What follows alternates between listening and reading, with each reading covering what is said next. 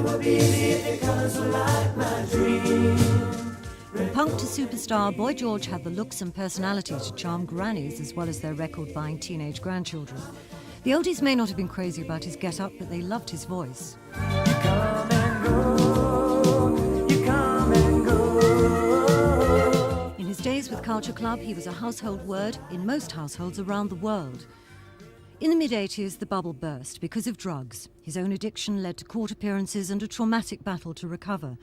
A close friend died of an overdose. Former friends were jailed for conspiring to supply George with heroin. The drugs nearly destroyed him. The scandal nearly destroyed his career. Boy George was news, but he was bad news.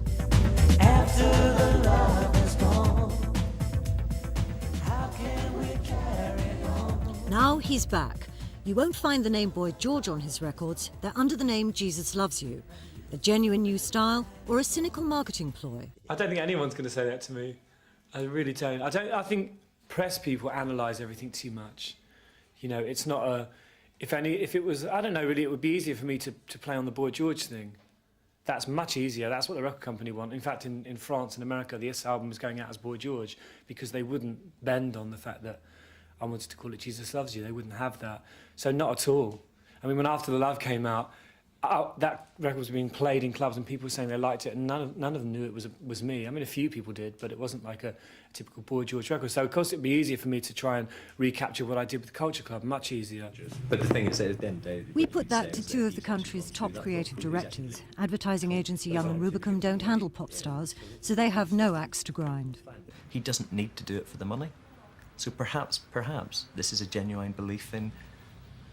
success being incidental and on his own terms, instead of being... And creating the sort of music he wants to create and talking to the sort of audience he wishes to talk to in his way, with his viewpoint, with his religious viewpoint, whatever.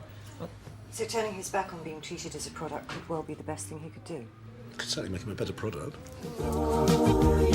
George always has complained that the industry treats everyone as a product. He says he's deliberately working to a lower budget these days because you can make good videos and good music without spending a fortune. You know, like a lot of the time when somebody writes a review of one of my albums or anyone's album, it's like, you know, they kind of like it, but they don't really want to like it because they don't think they're allowed to. So they'll sort of say, well, it's okay, but this is wrong with it and that's wrong with it. I think there's too many critics around at the moment. But critics matter. Records get nowhere without airplay, especially under a new name. I think it's for the reasons that he's worried that perhaps the name Boy George is a bit of a negative. I think that because the fashion and pop business are as one, and it is a rather fickle business, he wants to kind of do something that people will accept just on a purely musical merit. On his own label, More Protein, he records artists like MC Kinky. And this week he's in the studio with new discovery, Z.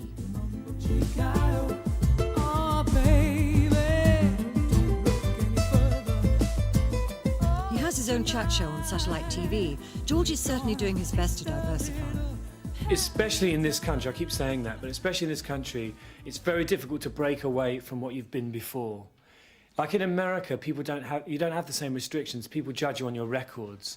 Here, they say, oh, Boy George, you did Karma Chameleon, you know, can't possibly be any good. You know, the people that didn't like that.